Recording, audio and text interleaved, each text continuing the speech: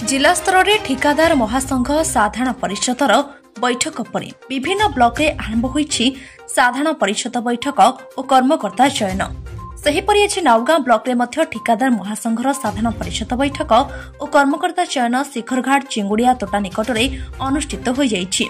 आज मध्याह्न समय ठिकादार महासंघर समस्त कर्मकर्ता नहीं बैठक और कर्मकर्ता चयन अनुष्ठित होता बेले आज महासंघर समस्त कर्मकर्ता सहमति क्रमे संघर सभापति रूपे पवित्र मोहन नायकों नाम चयन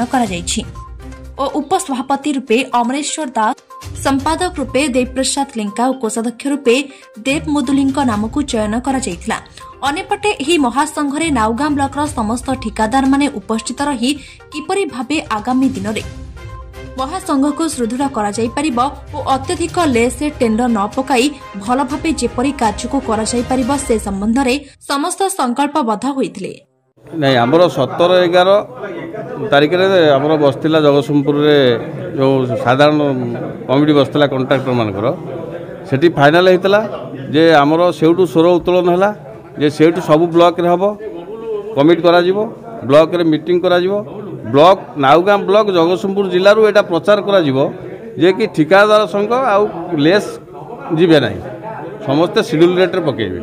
यहाँ आमर हूँ प्रथम मोट कर्मकर्ता चयन करागला नाउगां ब्लॉक तरफ नाउगां ब्लॉक प्रेसिडेंट पवित्र मोहन नायक चयन करागला नाउगां ब्लॉक तरफ सेक्रेटरी देवप्रसाद लिंका संपादक करागला तापरे कोषाध्यक्ष आम देवप्रसाद मुदुली चयन करागला भाइस प्रेसिडेंट अमरेश्वर दास चयन करागला। आम बैठक आमर जगतसिंहपुर जिलार जो कंट्राक्टर आसोसिएसन से आसोसिएसन डिसीजन है कहीं कंट्राक्टर माने कौन से कंट्राक्टर जगतसिंहपुर जिलार सब कंट्राक्टर माने 14.99 लेस पकेबे ना या शेड्यूल रेट पकेबे हेले कामटा आमर उच्चमान हवा सहित आम कंट्राक्टर मैंने 2 पैसा पाइपर। आम ये बैठक में जो नाउगां ब्लॉक जो बैठक आम कलु कंट्राक्टर भाई मैंने आधे आम प्रेसिडेंट सेक्रेटरी कैशियर बछा गले। जगतसिंहपुर वैष्णव रावल रिपोर्ट, ओम टीवी ओडिया।